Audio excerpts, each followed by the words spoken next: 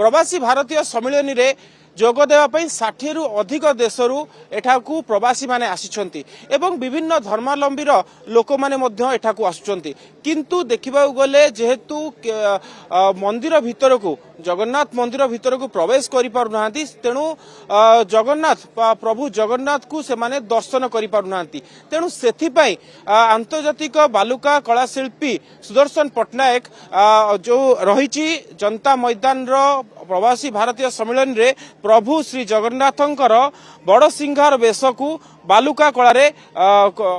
कला करिसंती एवं जो चित्र आपण देखिसंती जे प्रभु जगन्नाथंकर बड़ सिंहार वेश को एठारे बालुका कला द्वारा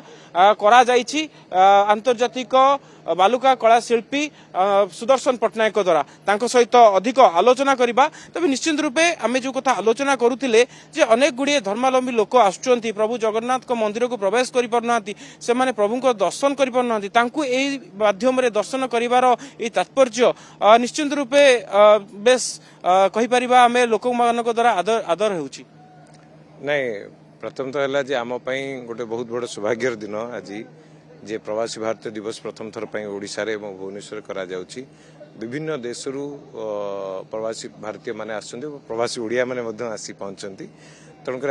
एठी ओडिशार विभिन्न कला संस्कृति को प्रेजेंट करा जायछि विशेषकर आम महाप्रभु जगन्नाथ स्कल्पचर्स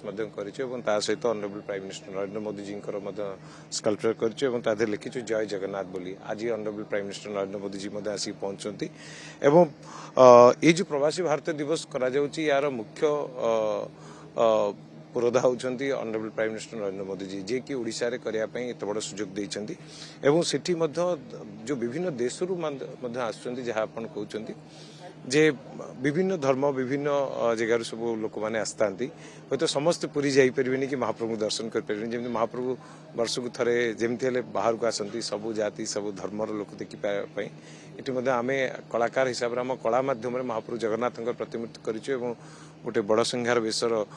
रूप देवा आम चेष्टा करिछु एवं तादरे बहुत गुडे फ्लावर को मध्ये इंस्टॉलेशन करिछु तो मैं भाबुछि जो माने प्रवासी माने आसुचंती से माने मध्ये एटी महाप्रभु जगन्नाथ को मध्ये देखि परिबे पूरी न जाई पले भी एटी मध्ये देखि परिबे जो माने मंदिर भीतर को मध्ये जाई परिबेनी। तेबे सर देखिबा गले प्रधानमंत्री मध्ये एठारे बालुका कला करा जाइछि एवं जहाँ सूचना रही जेतबेले आसंता काली प्रधानमंत्री एई जगह को आसीबे एवं प्रधानमंत्री ए मध्ये एई बालुका कला देखिबा को आसीबार कार्यक्रम रही से विषय तो मु एक्जाक्टली कहि परिबेनी किंतु जेहेतु ऑनरेबल प्राइम मिनिस्टर आसुचंते एवं आज आसिक पहुंचबे एवं काली मध्ये एटी विजिट अछि आम समस्त गोटे सौभाग्यर विषय जदि क्या प्राइम मिनिस्टर सब बेले बहुत एनकरेज करती मत जिते देखा जय जगन्नाथ बोली कहती एवं महाप्रभु जगन्नाथ भक्त हिसाब से सब महाप्रभु को प्रार्थना करती जय जगन्नाथ कहती तेणुक आम चित्रकला करूँ आशा करूँ जे honourable prime minister Narendra Modi जो आसे से हूँ तो आसिक देखी पारती। तेबे आपण जहाँ की आलोचना करुथिले फूल मध्य एथरे दिया जाइछि एवं बाली मध्य प्रयोग करा जाइछि किंतु देखिबा गले आउ कोन कोन सब इंग्रेडिएंट करा जाई एकु करा जाइछि एवं यार स्थायित्व केते दिन रहइबो।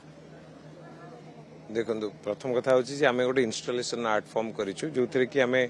महाप्रभु जगन्नाथଙ୍କ प्रतिमूर्ति एवं तांको सहित आमे देखैछु आपण जे डिजाइन देखुथिबे संबलपुरी टेक्सटाइल डिजाइन आमे करिछु ता सहित ऑनरेबल प्राइम मिनिस्टर जो स्कार्फ पिनचंती से जो ओडिसा रा स्कार्फ जोडा से पिंधी की जय जगन्नाथ बोली कहंती ताको मध्ये आमे करछु विभिन्न फ्लावर को मध्ये आमे इंस्टॉल करिछु तेणुक आशा करूँ जो मैंने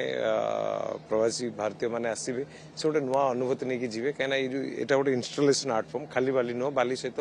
फूलर मिश्रण कराई। निश्चित रूपे आम सहित अधिक आलोचना करुले आंतर्जातिक बालुका कलाशिल्पी सुदर्शन पट्टनायक एवं ये जो इंस्टॉलेशन आर्ट रही बालुका कला सहित इंस्टॉलेशन आर्ट निश्चित रूपे अनेक प्रवासी माने एठाकू आसुछंती एवं एठारे आसी प्रभु जगन्नाथंकर बालुका कला देखि अभिभूत हेउछंती। भुवनेश्वर कैमरा पर्सन समीर सह देवाशीष आसमल कनक न्यूज।